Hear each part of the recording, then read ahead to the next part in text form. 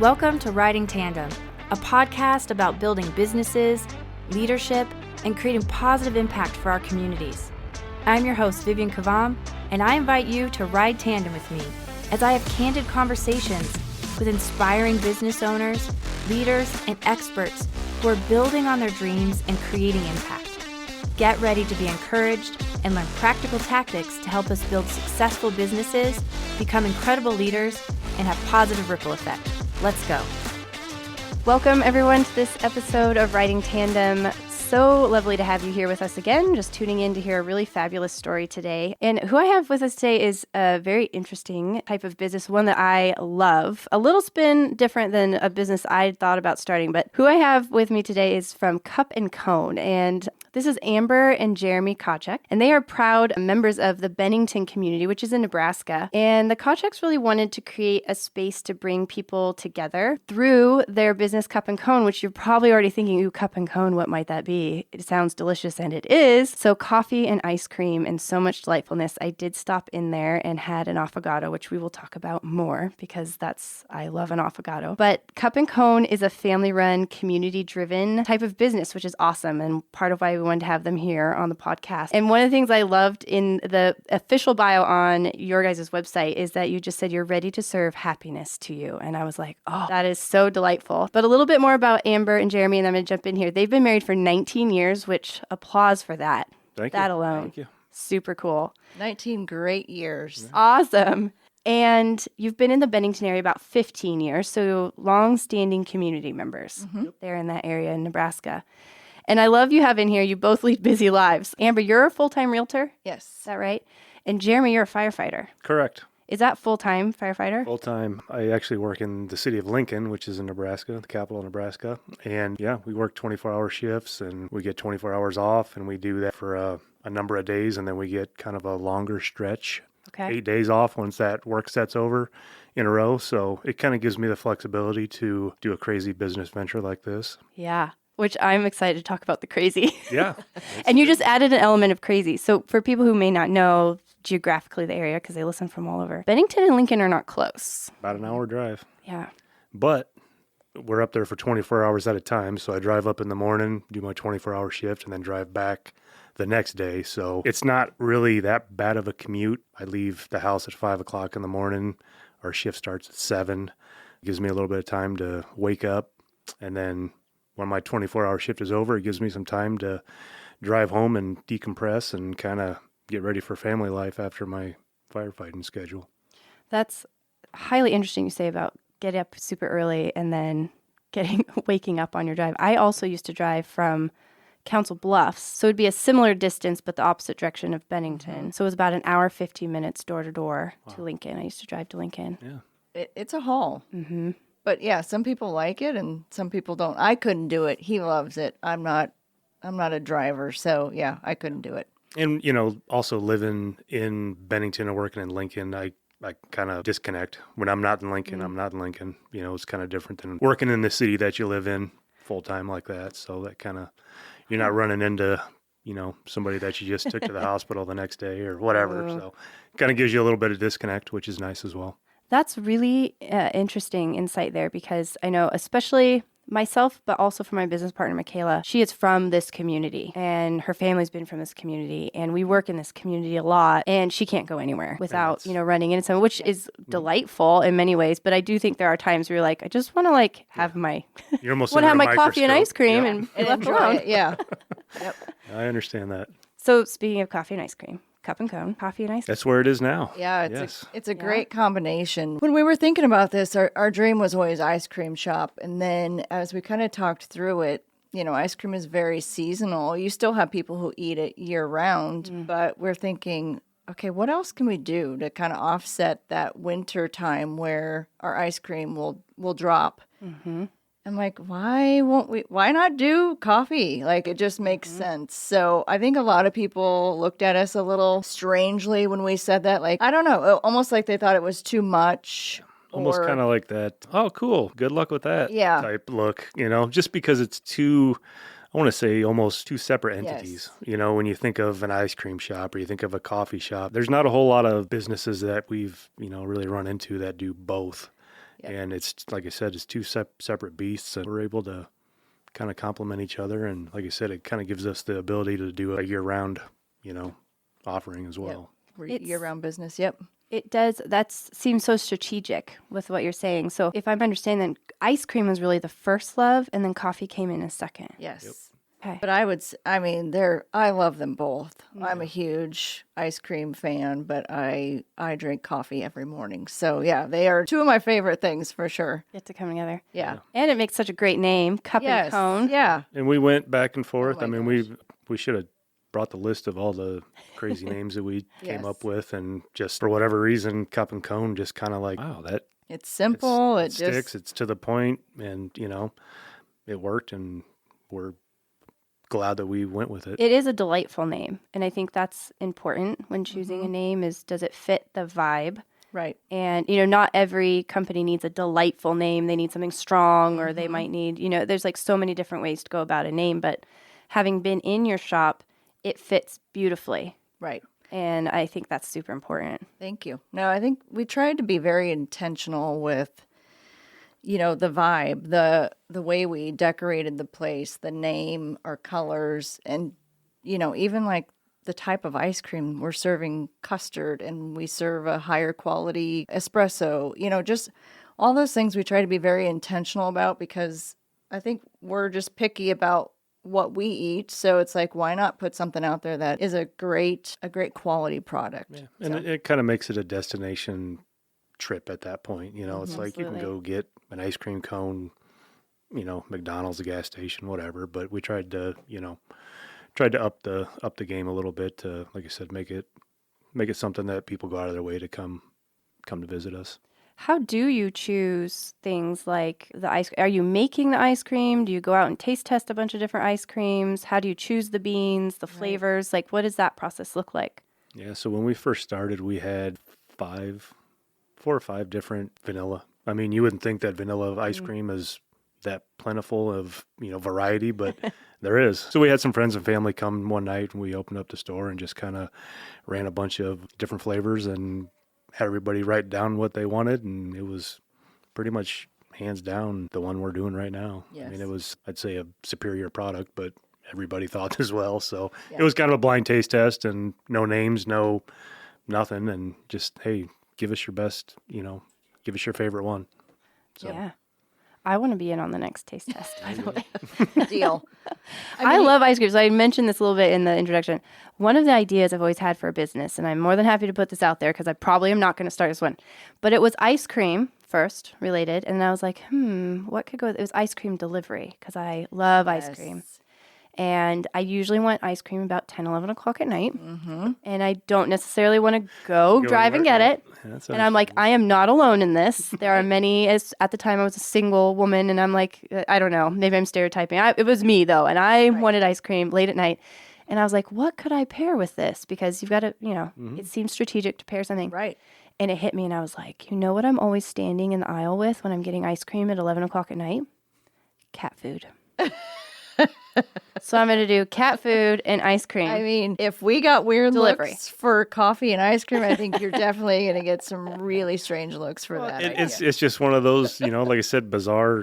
It hits you when you're in the middle of the aisle, like you said. But hey, cat food might work. Yeah. Well, I'm like looking around, and what do I see on the aisle next to me?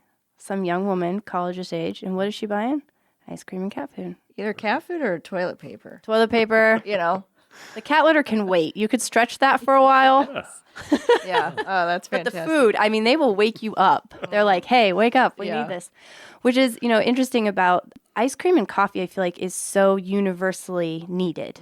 Similar to what I was talking about. Like there are people, and I say needed, like do we have to have it to live? Probably not. Right. But it's so universally loved. Yes. And it's such a great combination. Yeah, it really is. And I'm glad we kind of took that leap and gave it a go, because it seems to be working out so far. So it's a great pair. It really is. When I came into the shop, I just loved, the atmosphere, and it just felt welcoming, bright, delightful, just everything you'd want in just a great atmosphere being there. Not pretentious, still classy, just fabulous in that regard. One of the things I noticed is it's not big. I wouldn't call it big. Like there's the counter as you come in, there's a little bit of a kind of a bar, if I call bar stools. There's the counter, you're greeted right away. And there's a couple of tables on my right, and there's a little patio out the back. But I was just curious how you are combining two things together. And was there any intentionality in the size of the space, in wanting it to be smaller and intimate? Or are you working within parameters that were available? Talk to me a little bit about that. Right. 100% working with what we had. Okay. So the Well, you did building, great. the building was what it was. It's less than 800 square feet, and the building had been there for 50 years, and it was in pretty good disrepair. So we did a ton of renovation just to get to what it looks like when you walked in the front door. We have some pictures of what it was, and you'd probably turn right back around and go right back out. But Ice cream here? yeah, Never. It was a rough little building, but we're kind of landlocked side to side. The adjoining buildings are basically to the property line, so we couldn't go left and right, but we could go back a little bit. But then we're just trying to get the doors open. Maybe down the road we can look into an addition or something like that. But so in that 800 square feet, we had to have a bathroom, an ADA bathroom. It's set in stone what that has to be size-wise, and then our counter space with all of the equipment, and then you throw ice cream machines in there. Two and you sets throw, of equipment. Yeah, I mean, it's like, it's hard enough to do ice cream, but then you throw coffee on it, and it's like, you got to have the brewers and the espresso. And so that's where it really started to get, I think we redrew and redrew dozens and dozens of times trying to measure out things, and it's like, this just isn't going to work. And so we wanted to have indoor seating. We wanted to have that kind of come type on your computer, study, whatever. So we really had to get creative.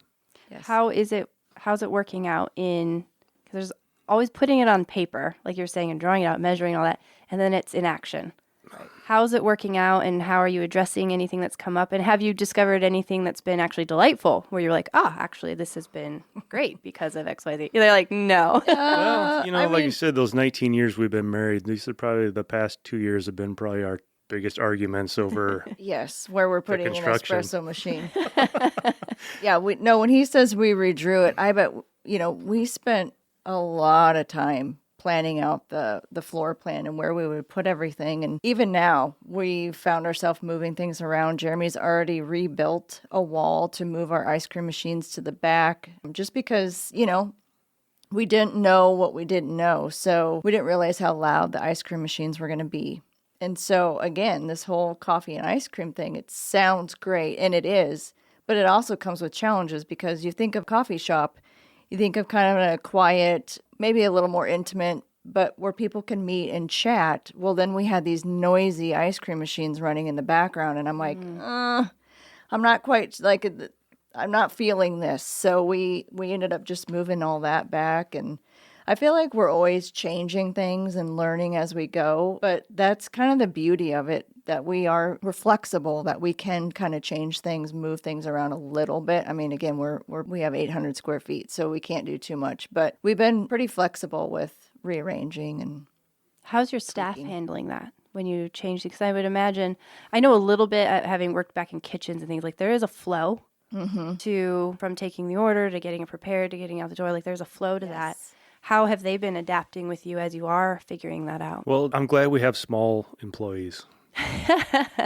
We have a lot of high school kids, but they're small in stature, so they kind of like buzz by each other, but it's kind of a back and forth, acrobatic moves. Somebody's coming with a coffee and somebody's coming the other way with an ice cream cone, and it's just kind of orchestrated chaos. But it really is, it's been pretty well received, I would say. yeah, I would say overall, I think You probably don't get back there too much with your broad shoulders. No. Right. I don't. No, he has to stay out of the back. I do, and I feel like I'm always in the way. 'Cause Yeah. No, I think they've handled it quite well. And if anything, they get kind of excited about it because it's kind of an upgrade. We're rearranging, and we ask them for feedback as well. Like, what do you guys think if we do this? If we move the machine here, how should we take a ticket? Where should we put it? And just kind of we have to walk through all the steps each time we make a change. So That boots on the ground feedback is huge. Yeah, I mean, every client that we talk to and consult with, whether they're doing something like this or something completely different, Right. having that feedback from your people Yeah. is... Well, and I think they feel like then they're a part of it. Yep. They can buy into it. They get excited about it. They feel like they have a little bit of a say. They had input in it. Yeah, so it is. It's nice to have them engaged and, like I said, give them a purpose more than just being an employee. They, feel like they're part of the decision-making team. Mm-hmm. You said earlier that this has always been a dream. And with that in mind, when somebody says it's always been a dream, I know it's like a burning thing, right? You're thinking, you're pondering, we could. And you drive by every building, you're like, it could be there. How did you know it was the right time to go ahead and leap into that dream? We had looked at a building in downtown Bennington for this purpose. And we looked at it, and for whatever reason, it just wasn't the right time. It wasn't the right building, whatever. Well, we shared that with Jeremy's parents and just kind of told them, hey, we went to check out this building. We really do think we're going to move forward with something like this, with some sort of business. And, just kind of left it as that. Well, it was probably a few weeks later, I think. Jeremy's parents were on a boat ride with their neighbor, and they told the neighbor about what we had shared with them. And long story short, the neighbor said, well, why don't you buy my building? And they said, well, where's your building? We're now in that building. Mm-hmm. So the timing, it all kind of worked out. And so they bought the building, and we're like, okay, I guess we're doing this. So, right. Yeah. Which is funny because the building that we looked at was 2-3 times the size, so it was a lot bigger. Mm-hmm. And then we walk into this place and it's like, this is small. This is the one. Yep. So I think it worked out. Yeah. Did you feel ready when that happened? I would say no. Well, that's kind of a two-sided question, I guess. Good thing I've got two sides here. Exactly. So up to this point, we had done Amber's in real estate. So, we did some investment properties. We did some rental. We did a flip. We, just trying to make some extra money. And that's always the fun part, is kind of the demo, kind of the, hey, let's start tearing stuff apart. Well, this to me was just that. It was just another kind of flip, if you will. And it really didn't start setting in that this was a real deal till we were like, oh, wait, we're just going to turn this building around and sell it. This is like, we're just starting the journey. And at the time, the real estate market was crazy. So it was like, well, I think the best time to do it's right now. So we just went for it. And like I said, as the paint was drying on the walls, we're like, well, we need to start really coming up with some solid things to keep moving forward now. It became real fast. Mm-hmm. Put it that way. When there's a building involved, I've noticed that when people are starting businesses, because not everyone needs a building or chooses to have a building. It's just not part of the plan.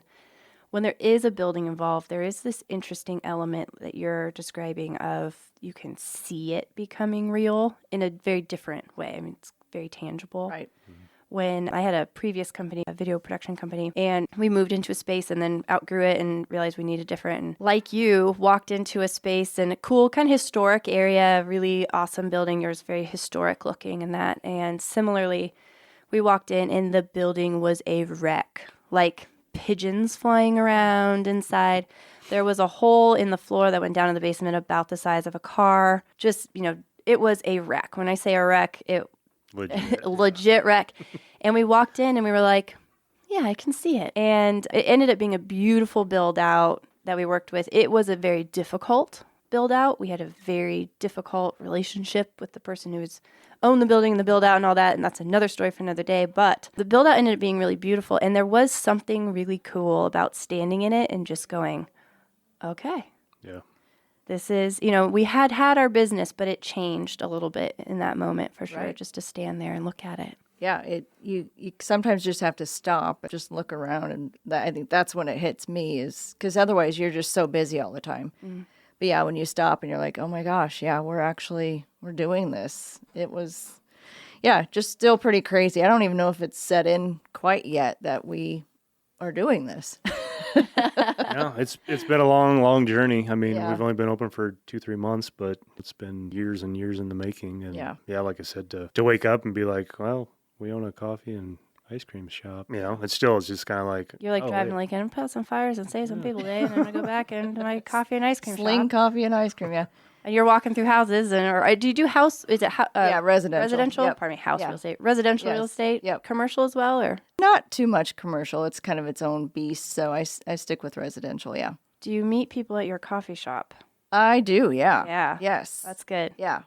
kind of you got to use it. Absolutely. I'm working hard on both sides, so I have to kind of meld the two together somehow. So let's talk about that a little bit, the melding the two together somehow. Because you're melding together, well, we're going to, of course, have to talk about how does this work married and all of that too. We'll save that for a minute. But how are you melding this together? What's working? What's been a challenge of you commute, that gives you flexibility, but that also takes you away, quite literally away for at least 24 hours, correct? 24 hours away, out of town. You're doing real estate. I know within that, especially with how markets are, you have to go when needed, show a house or do a closing, etc. Right. And you're running a shop that's open regular hours with employees, customer service. You were talking about ice cream machines fail, things like that. Right.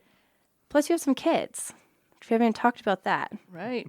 And are they teens or? All of them teenagers. Yep, the youngest is... the oldest is 25. Yep. The youngest is 14.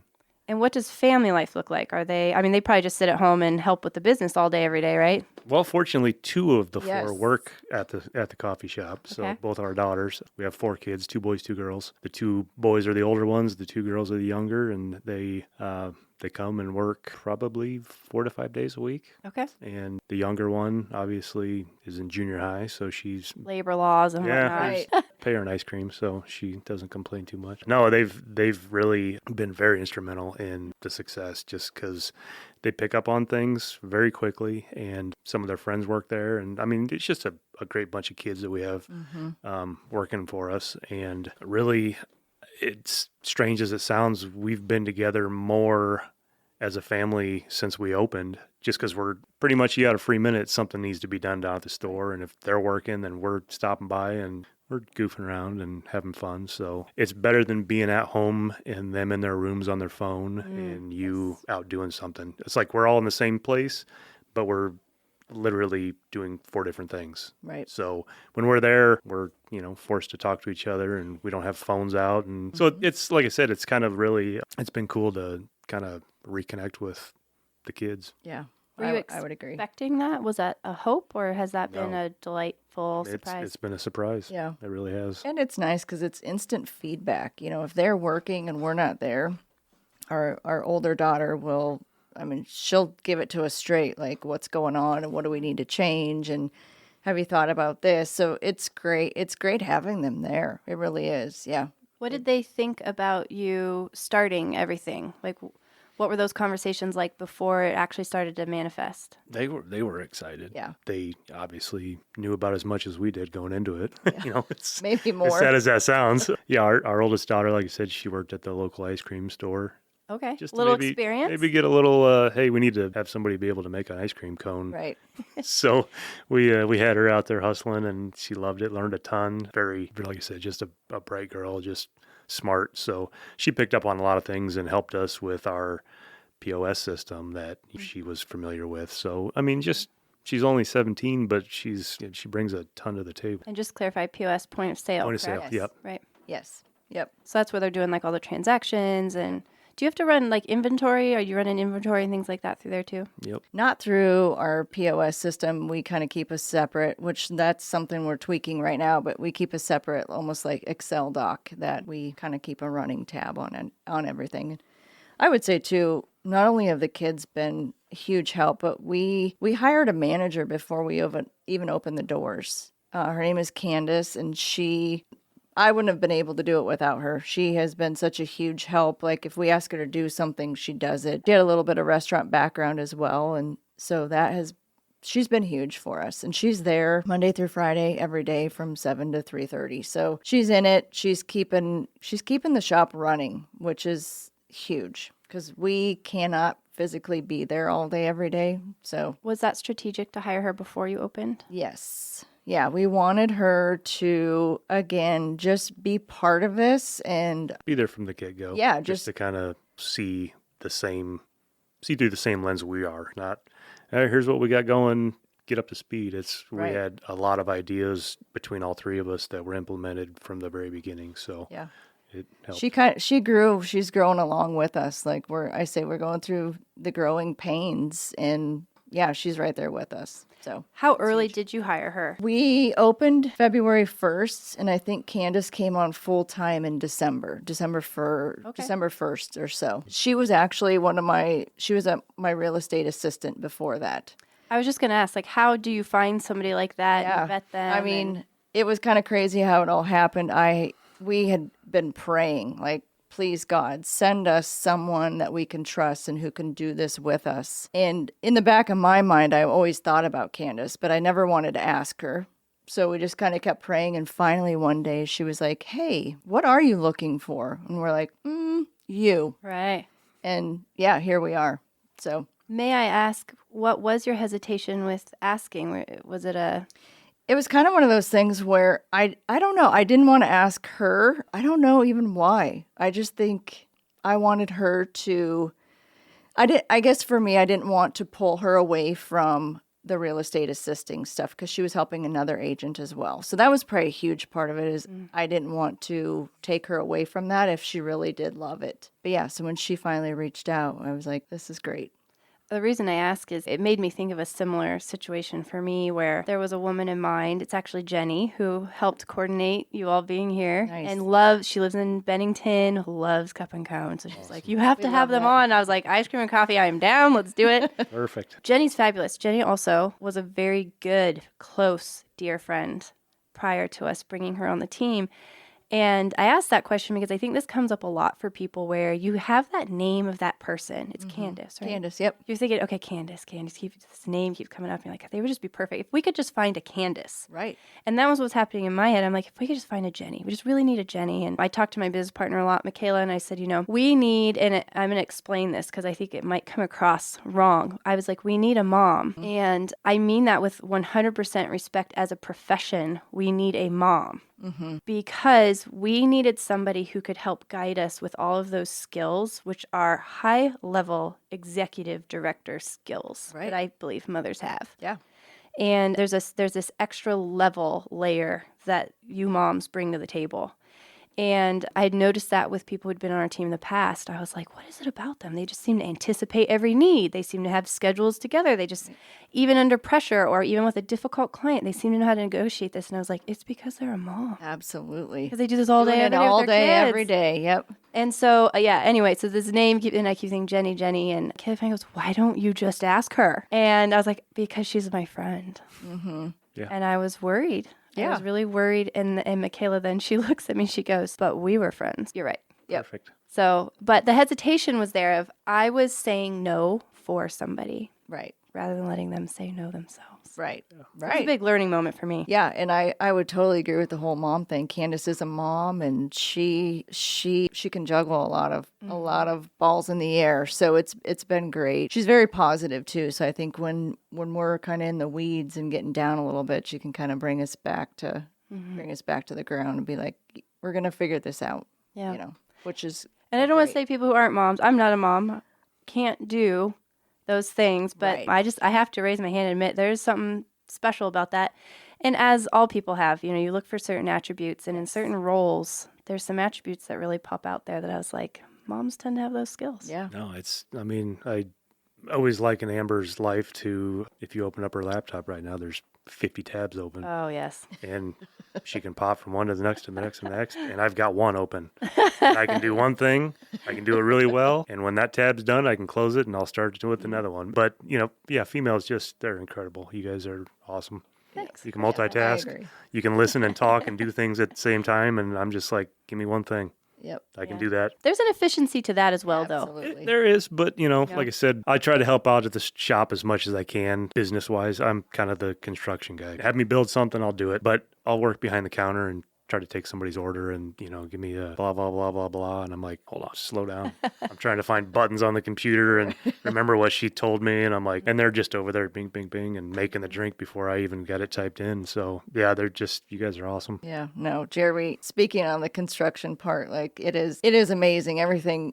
Basically everything in our shop and the patio Jeremy has built. So that was a huge, it's just savings for us too. To start a business and you're not bringing in any money. So that was huge for us to not have to be paying out all that help to get the the building built out. He built a fabulous fence in the backyard for the patio. It looks fantastic. So super lucky that he is skilled to do all that stuff. Yeah, we all have our own little niche, and Yeah. we play to each other's advantages, or play to each other's strengths for our advantage. So Yep.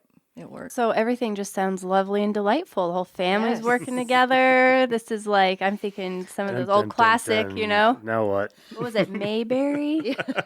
Well, Mayberry ice cream and coffee shop, Right. and Let's the just family's end all this working. podcast and- now. Let's end it on a good That's right. note. But you're juggling a lot. Yeah.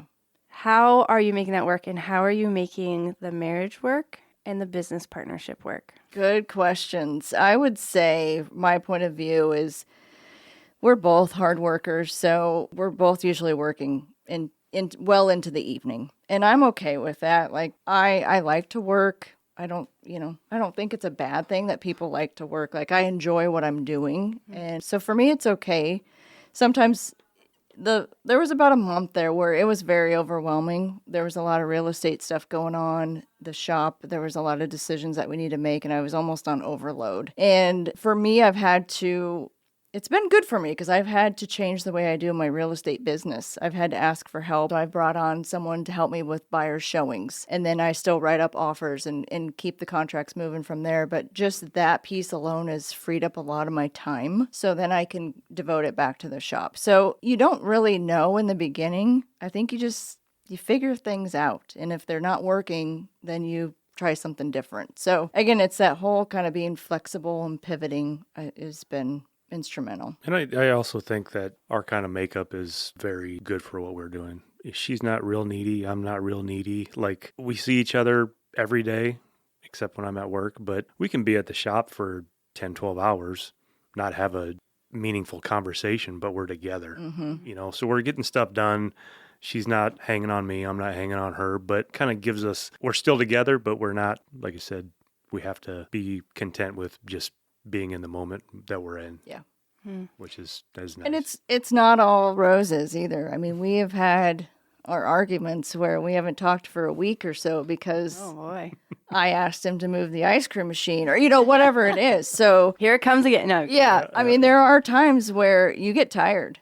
I mean, he works his 2-week shift, and by the end of it, he's exhausted, and I'm doing my thing, and I'm exhausted. So there are definitely those days where you're at the end of your rope. So sometimes our marriage, well, I wouldn't say suffer, but there are days where, we may not get along so well. And we just have to, again, figure it out, talk it through. Usually one of us will come to their senses and kind of come to make amends. So Have you found anything through those that now you use as a tool, or do you recognize when things like that are happening, or are you still just sifting through it? Have you found anything? Maybe let me actually ask the question this way, so I was a little convoluted. If you were to give some advice to others, what might you help them out with? If they're like, we're thinking about going to business together, we're married, or we are in business together, we're married, and sometimes we just really hit the rock. What do you guys do? How can we work through this? right. Well, I think communication, as generic as that sounds, communication is huge. And also for me, timing is huge. Like if I just got back from a rough shift and we were up all night and I'm half awake and I'm hungry and I'm irritable and she says, hey, we need to move this. And I'll be like, she might not have a head. I'll bite her head off. So it's like, but if you let me take a nap, get some food and approach it from a different angle, I'd probably be a little bit more willing to listen and have the conversation. And there's times where, like I said, I'm just irritable and I'm just a bear to work with, and that's just the nature of me. And she's learned how to navigate that in the last 19 years. So, Right. but that really kind of to me is key. Is just timing is important. Yeah, and I think prefacing things too, like, hey, I just need to vent. Like I'm not. Because sometimes if I say things that are maybe going wrong at the shop, he thinks I'm blaming him. So I think just to like prefacing, I'm just venting. Like this isn't because of you. I just let's talk this through. Because I have found for me what is best is to talk things through, because we can't anticipate what's going to happen. But if we can talk it through and just try and avoid future problems to me that I think it's definitely worth it. I was previously married. You guys got to meet my husband. He was in here before we hopped on here. But I was previously married and in business with him. And though we divorced, which has nothing to do with your business or anything like that, I just want to make sure to preface this. Right. But I will, to this day, I will say there was a lot of good that came out of that, in that we almost were on a fast track to have to figure some things out that some married couples maybe wouldn't have to address until kids moved out, Right. or until a situation arose. And we were constantly dealing with money, employees, a build out, pricing, philosophy, marketing, opportunities, mistakes. I mean, we were going through all these things. And I remember talking with somebody and they were like, you've dealt with more through your business in the first few years of your marriage, because we were actually early on in our marriage, than most couples do their entire marriage. Right. And so I always thought of it, I was like, hey, what a blessing. It was insane. Yes. But what a blessing to have to work through things like that. And so that's always stuck with me. And going into the new partnership I have with Michaela, and Michaela and I are not married, but I've carried a lot of that over. And I will say having a business partner in general has made my marriage better. Yeah. Because you have to work through really hard things. Yeah. And money is one of the big ones. Yeah, money, tough conversations, I would say none of it is easy, and it's not for the faint of heart. So if I wouldn't say if you don't have a strong marriage, don't go into business together, because it's going to make you or break you. So I guess if you want to find out. Right, find out. It's like the fast track here. Roll the dice. Here we go. Do you lean into people or community outside of your family unit to just help encourage you in any way? Is that a piece of the structure, or have you ever considered that? Mentors, coaches, or just friends, family? Like, what does that look like? I would say through my real estate stuff, I've worked with mentors and coaches in the past, so that's definitely helped. But for us, I would say we're not private, but we have a small circle. I have a big family. He's got a pretty big family. So, and we love our families. So I think for us, it's just we're limited on time. So our circle's maybe a little bit smaller, and we just spend a lot of time with our family. It sounds like a quality circle. Yeah. In many ways. Yeah, definitely quality over quantity. Yes. So. That's an interesting thing a number of business owners, I think, encounter as they launch in, is sometimes your circle shrinks a bit because of the time, and you really start to evaluate, like, this is a really strong friendship and I need to keep it. And not that you're just discounting others, but you may spend less time with them. Right. You really do have to evaluate that. So. Right. Yeah, it's all been such a great learning experience, and we will continue to learn about not just business stuff, but relationships and the community, just all sorts of things we will continue to learn about. Yeah. What about the business side of this all, though? I mean, we've talked a lot about buildings. You've been in real estate, so there's some background there. You talked about flipping homes, so the building and the construction was certainly new and a challenge, but you had a little bit there. What about just the raw business side of the financials, the financial model, hiring, all of the HR things that go in, the taxes, the setup, the legalities? Was that something you had background with, and what's that been like? We had zero background. Zero. Total blindfold going in. We had no clue. Yeah, no clue. We thought we had a good grasp of what to expect, but make your head spin. It was I don't want to say a frightening couple months gearing up towards opening the doors and hiring people and interviewing. And then what do we pay them? What about insurance? What about taxes? What about product? And what's our price point? Yes. What are our vendors? And like I said, it's like the second you think you got it all figured out, 10 more things come out behind you. And Which it's like, cup are we going to put the coffee in? Well, 100%. It's what size cup? Yeah. Are we going to do a plastic cup? Are we, what color of spoon are we going to use? It's just, I would say that month of December, probably halfway through January, Candace and I, and Jeremy was there working on the building, but Candace and I spent weeks upon weeks just sitting, and we were at our computers all day, every day, just trying to figure all this stuff out. The main thing was the pricing. I had no clue. Where do you even start? How do you price things? Kind of look at what are the big companies doing? What are they pricing it at? But we didn't know, how do you price it? You have to take in overhead costs. We didn't even know what our overhead costs were. Honestly, we probably still don't know what that is. So if you're looking for someone who's doing it the right way, we're probably not the right people. We're Sometimes we wing it, and sometimes we wing it. Yeah, and sometimes get it works lucky. out for us, and sometimes it's like, wow, that hurt. Yeah. You know, it was a So valuable experience. there's definitely a lot of winging it that went into it. And two, we reached out to, I have a family member that is in the restaurant business. So I asked him a lot of questions, and I'm not afraid to ask people. So, and neither is Candace. So we did a lot of asking, like, hey, how do you do this? But there were a lot of hours spent on the computer and tweaking recipes. How much espresso are we going to use in our drinks? And how many pumps of syrup? It's a lot. Like, there were definitely times in that month that I was just like, man, what did we do? Hadn't even opened the doors. Or Yeah. sold a cup And of I was coffee like, yet. I don't even want to open the doors, honestly. I'm so overwhelmed. So, Yeah. What was opening the doors like the day of?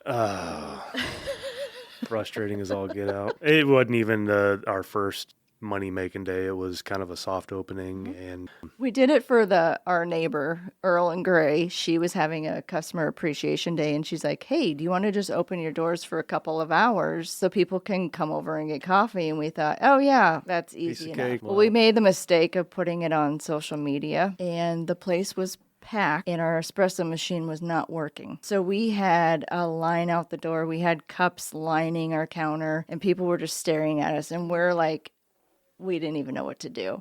We're like, oh my gosh. It was probably the best thing and the worst thing that could have happened. Yeah. Like, it was great because we got it out of the way. It's like, well, it can only go up from here because this was an absolute disaster. But everybody, there might have been one or two people that were kind of upset, but everyone's like, hey, this is why you do the soft opening. We know how it is. Yeah. Thanks for being vulnerable. And, because we're just like, hey, here's the deal. And we're having some machinery issues, and it's going to be just a little bit. If you want to go next door, we'll bring it over when we're done with it. But it was humbling to and say we the least. changed, like, I think at one point we couldn't even make espresso drinks anymore. So we were like, okay, we can't do espresso, but here's what we have. We'll get you this instead. So it was a very good learning experience. It was, I'm looking back, it's almost like, you're thankful that it happened when it did. Yeah. In the moment, though, it Yeah. can feel painful. Oh, it was it was a hopeless feeling. I just think 'cause- we all wanted to just go in the back and cry. Yeah. Just walk out the door and just keep walking. Yep. Give the keys to someone on the way out. Here you go. We're good. It's built out. It's ready to go. Yeah. Just when you think you got it figured out, that's a Yeah. slap in the face. But it was good. It was a And- good experience to have. Yeah, and looking back, it's like, now I understand. You have dreams and hopes of these businesses, but most people don't follow through on them because it's so overwhelming. Like, when you get to the end of the nitty gritty, it's just so overwhelming of all the steps you have to go through. And it gives you a whole different perspective and a whole different appreciation for people that have done it before you. Because how many times you've been out to a little mom and pop restaurant and it's like, but until you are in their shoes, it's like, it's a huge sacrifice. Thank you for sticking with it. And it's also funny how many people have walked in the door and said, oh, a coffee and ice cream, we were going to do that. Like, well, why didn't you? Yeah. And it's like, well, that's a lot of work. No it kidding. is. So it's kind of funny to see both sides of it. What kept you going?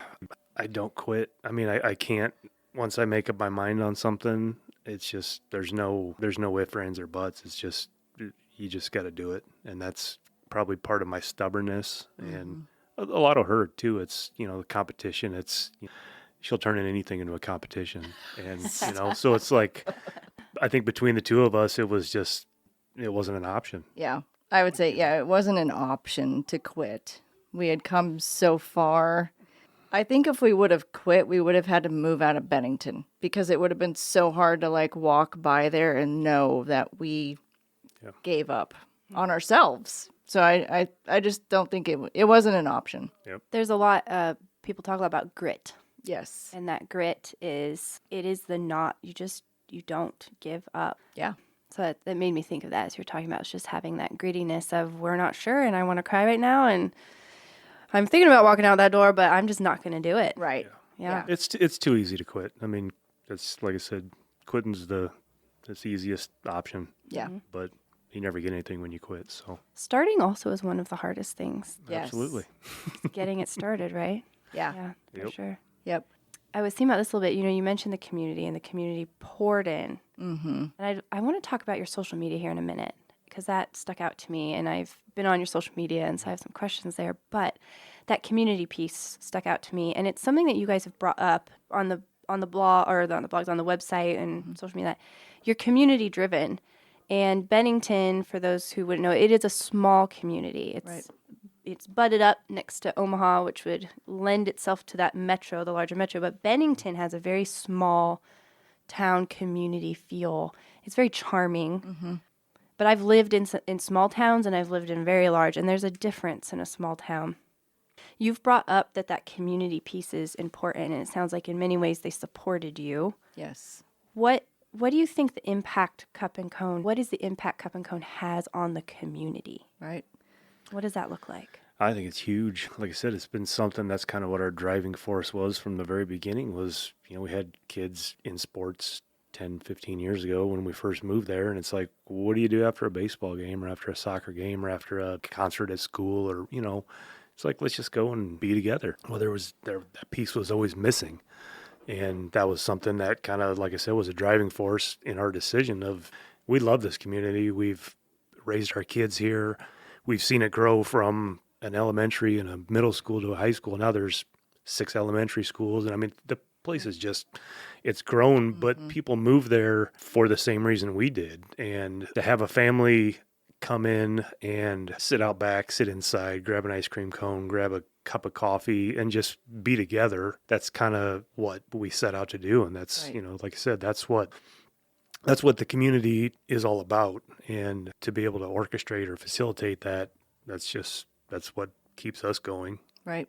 I love it. Yeah, I think back when we were younger and our families had a community. We lived out in the country, but yet we had a community of our parents' friends and their kids. That was our community. We hung out and we did things together. And, as society changes and people don't live maybe close to their families or whatever it may be, I just feel like we're kind of losing that sense of community as cities get larger and people just get lost. So I think having this shop, and it's just fun too to see people come in and then the next thing you know, they're like, oh my God, hi. And their friend comes in and, it's almost like a party every day. And it's cool to see everyone kind of coming together and having a conversation and enjoying life, slowing down for a minute and being able to enjoy life.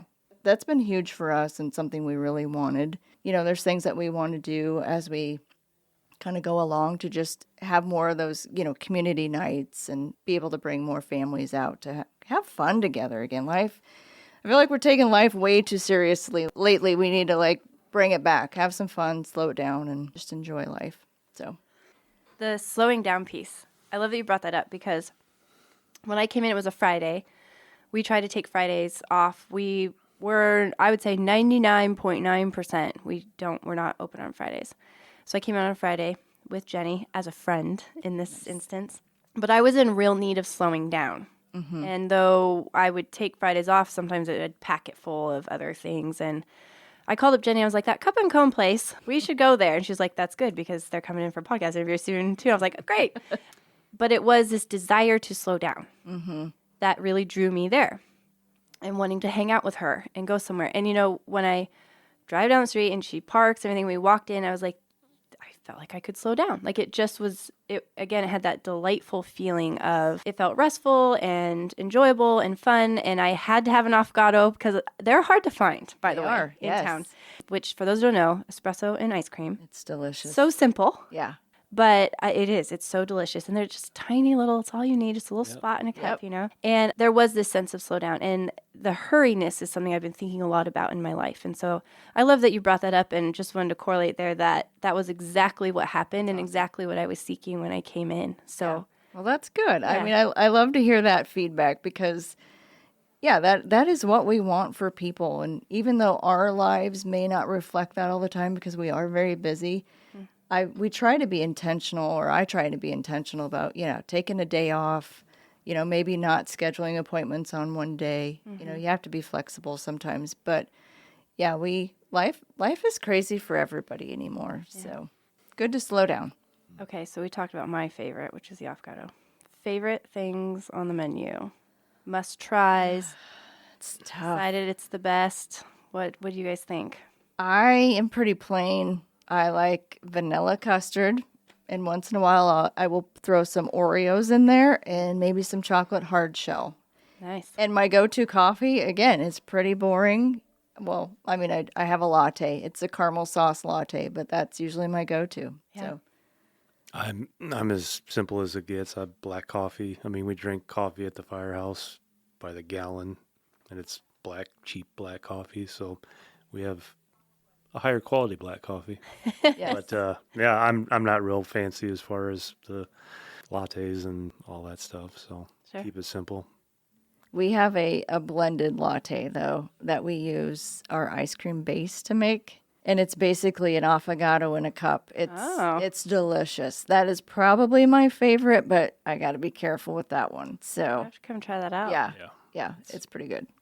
Okay, so you mentioned about social media. You put a post out, the floodgates open. Yes. What are you finding with social media? Because I've been on your social media. It's clearly a piece of your marketing. Yeah. What's not to love about photos of ice cream and coffee? Right. But how are you using that? How have you strategically used it? Or is it more you're trying things out? A lot of people I know out there are thinking, like, how can I market through social media? And so it's one of the things I love to ask other business owners. What are you doing? Yeah. What's working? What's not? Again, just do it. I don't know if you can really go wrong. I watch and study a lot of social media stuff just for real estate as well, but you just got to keep posting. Again, I keep saying it's no different than when you see a Burger King commercial of a hamburger, and then next thing you know, you can't get it off your mind. So social media is no different. We put pictures of ice cream out there because who doesn't want to see that? And then I want people to not get that off their mind, and then they come in. So it's funny because Candace will joke around. She'll be like, "Did you put this on social media?" Because everybody's coming in. I'm like, "Yeah, I forgot to tell you. I put cinnamon rolls, and now we're out of cinnamon rolls because everybody came in and ate them all." So she's always like, "Can you give me a heads up what you're going to put on social media?" Because people will come in after we post. It's pretty powerful. It's quite amazing.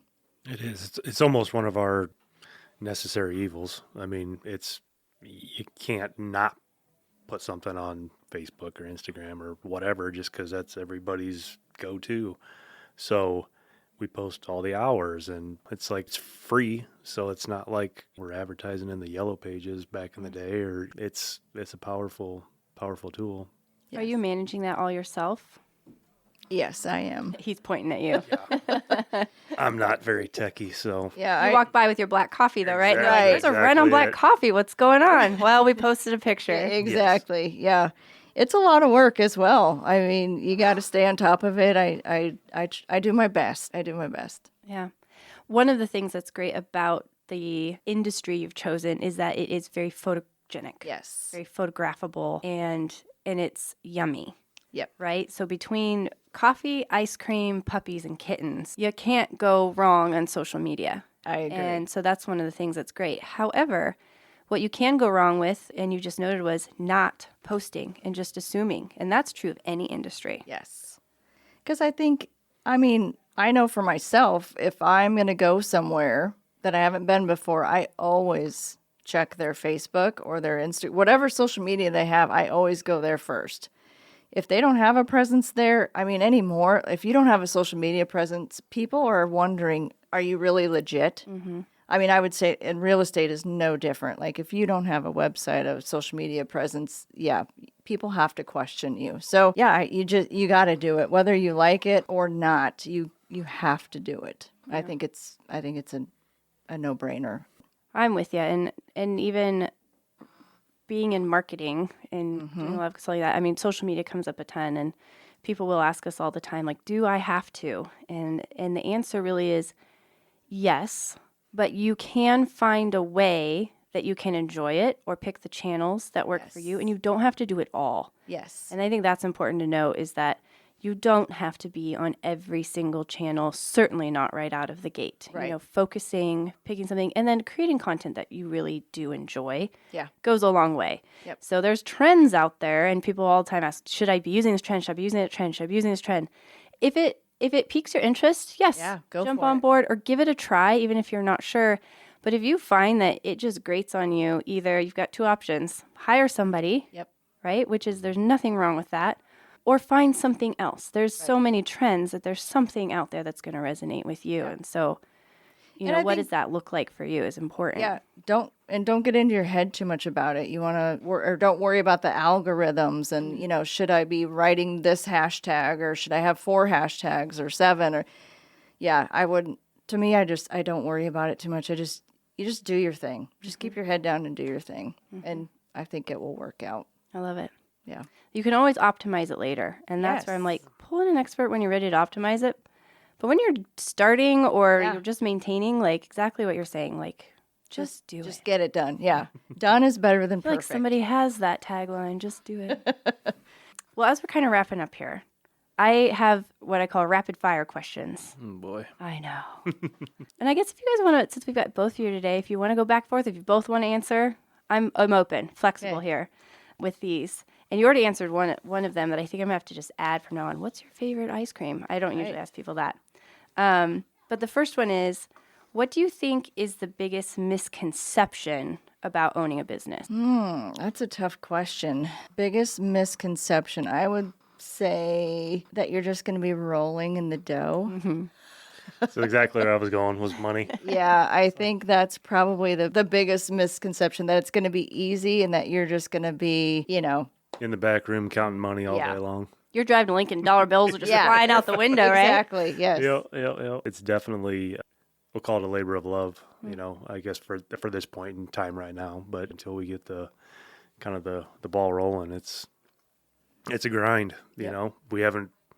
I think we put in more hours than anybody, and I haven't got a dime from it, and neither's Amber. So it's a lot of sweat equity. I'm sure that we'll get paid back in the long run. But for now, it's just, you just got to, like I said, put your head down and keep moving. going. And I think, too, what makes us a little unique is that we both do have full-time jobs. If we didn't, I'm not sure what this would look like. It'd be it would look a lot different. Yeah. But, we're fortunate enough to be in the position we are, and it was something that made sense to us. But yeah, any other situation, I think it'd be a tough go. Yeah.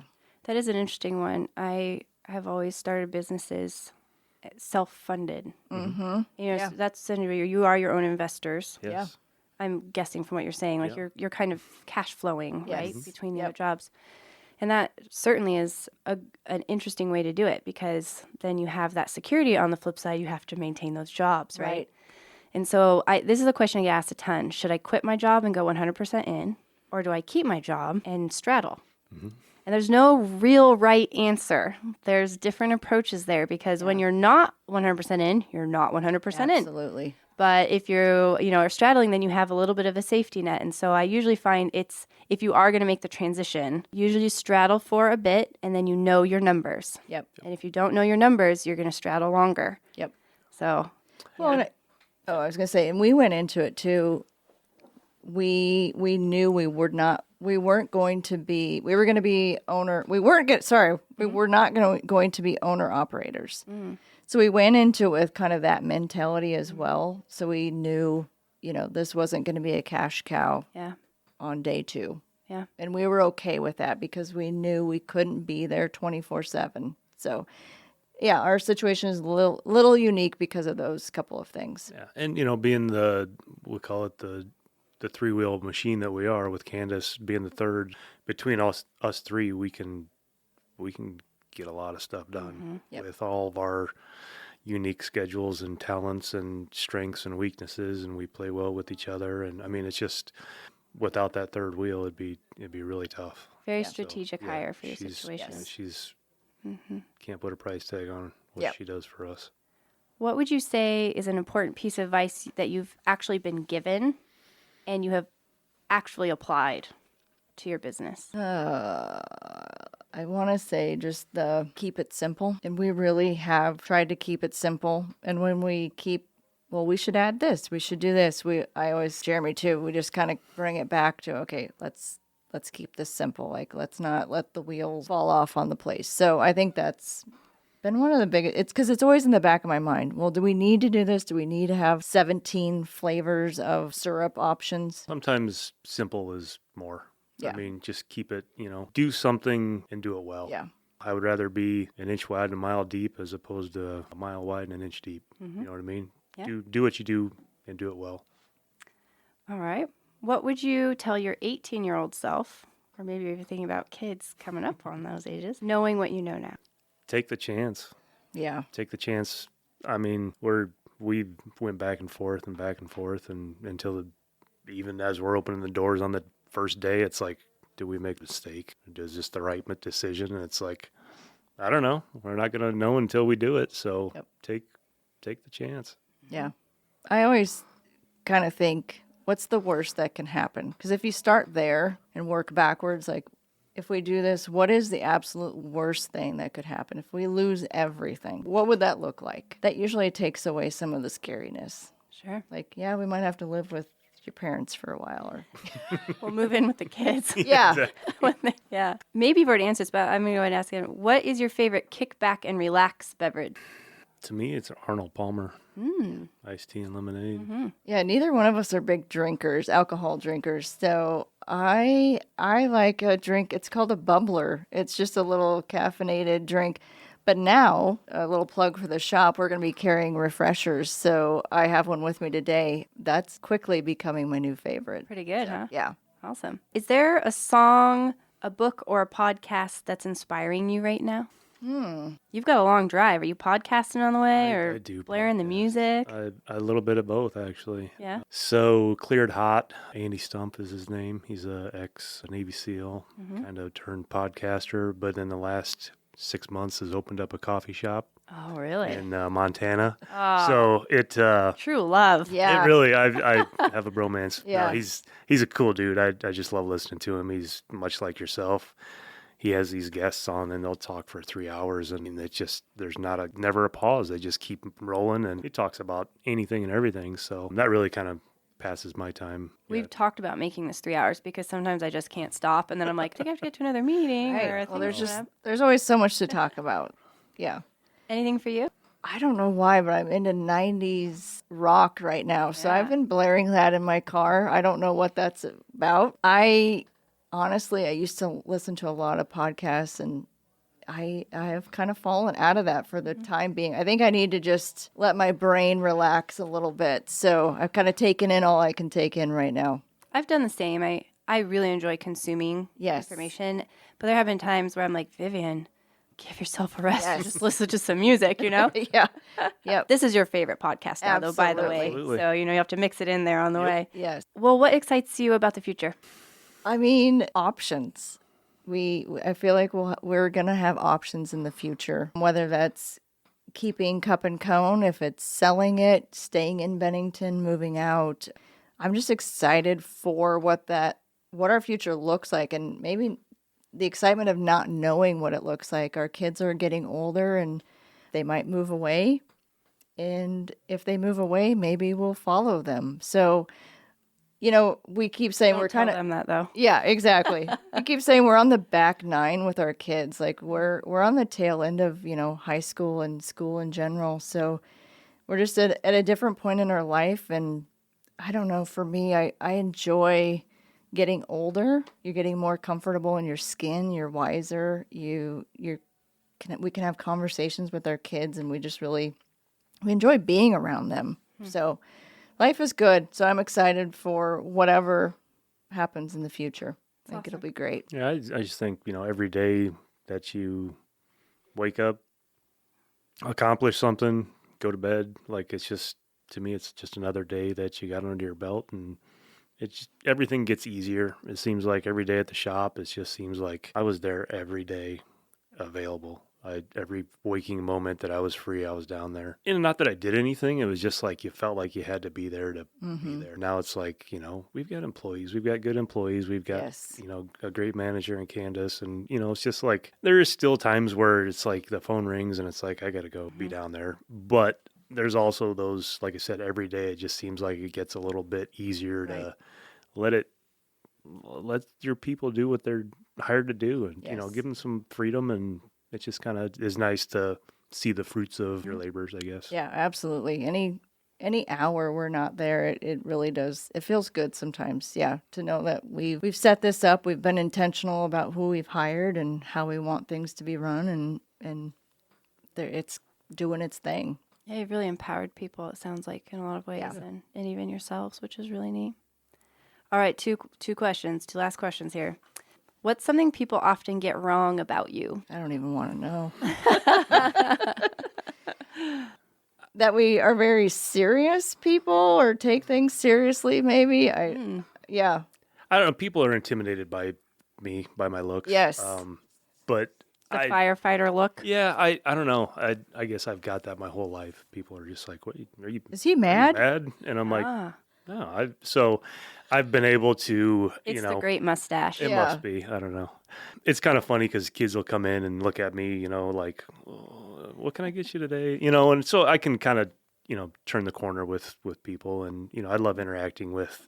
If I could sit and be the greeter at the store every day, I would do it. I love meeting people. I love chatting with people, and most of the time the kids, give me a high five on their way out, and I've kind of won them over, I guess. So.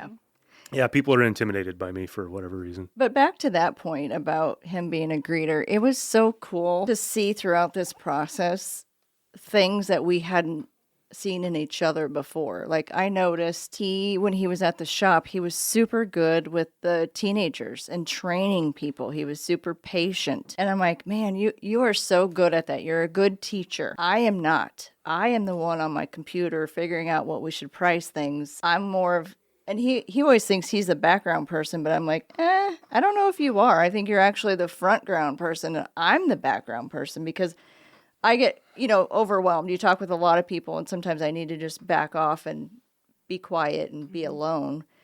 But it was interesting to see that dynamic as we were going through this. It was something I had never seen before. So I thought that was super cool. That's insightful for Yeah. sure. And interesting how people sometimes flip roles, right? They make assumptions, and you're basically saying something people might not know is that I'm actually kind of the background person. Yeah.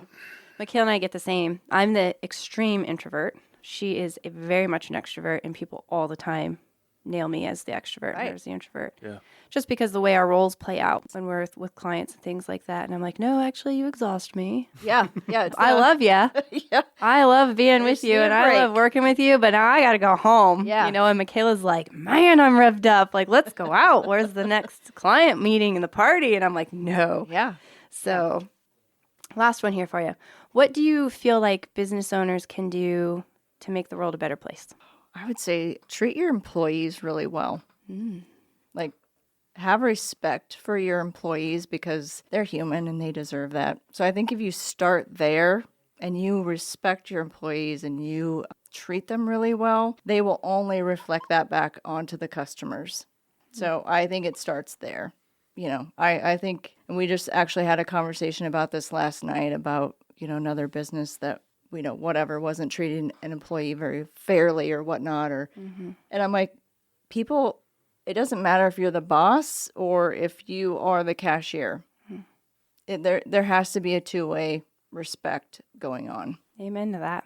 And that has been something that I'd say we've gone out of our way to try to be different than, another business. And, I think that has been very apparent in our employees. I mean, it's like I've been on jobs where it's just like, I don't want to be here today. And that shows to the people walking in. It's like, oh, 100%. you can tell you don't want to be here today. So it's like, if you can get the kids excited about coming to work and, that's going to just, like I said, that's going to come out to them, to the people that, walk in the door. Yeah. This kid's happy. He's happy to be here. We made it a point, too, about a month ago to send each of our employees a handwritten note and just express, like, hey, we're really happy that you're part of our team. And, a few of them responded back. They're like, hey, thanks for that note. Like, that was awesome. So It does make all the difference, and I'll just tell a very brief story, but I was in a chain restaurant and never had terrible service there or anything, but nothing that overly excited me either, Wasn't having any real expectations, and it was in an interesting situation where had just been through a pretty rough day afternoon with a friend of mine and was along with me, and I was really worried actually about how the interactions were going to go just based off of the day. And it had just been high stress, and I wasn't sure this was a new place for them, and I didn't know how that was going to go over, and all that. And I was like, oh, this could go one way or this could go another way. And there was a young fellow behind the counter, and I would guess, I probably shouldn't guess, but he seemed high school to early college, very young. Appeared. I appear super young sometimes, especially when I'm a lot younger, so I should be careful about age profiling people. But a young man, and this was a new experience for my friend, and, some spicy foods were involved. Sometimes that can trigger things, and that young man was so delightful. I literally was like, I nearly cried over food as we went through the line, and he... I mentioned to my friend, I said, just explain you don't, love spicy. And he took such time to explain every single, one of those where there's compartments, and there's all these ingredients. He explained every single one, even the spicy ones, so that it was truly a decision that my friend, got to make. Right. And I was like, you literally changed the whole trajectory of this day and this evening. And it made a huge difference. Yes. And, you're like, was that management? Was it him? All these things that play in. But I think it's just so important. The employees, the people who are behind the counter, we talk about world change. Yeah. Changed our world.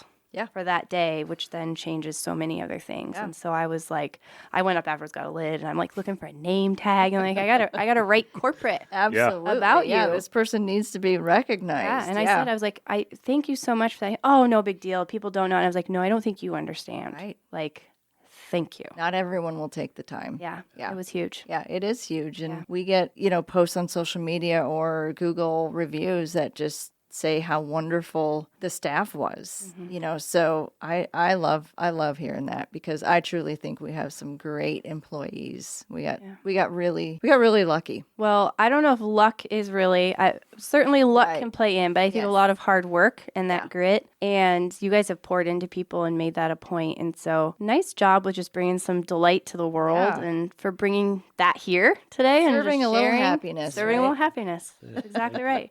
And thanks for serving some happiness here. I think this was super encouraging for people awesome. and fun. And I'm coming in to try, what was it again?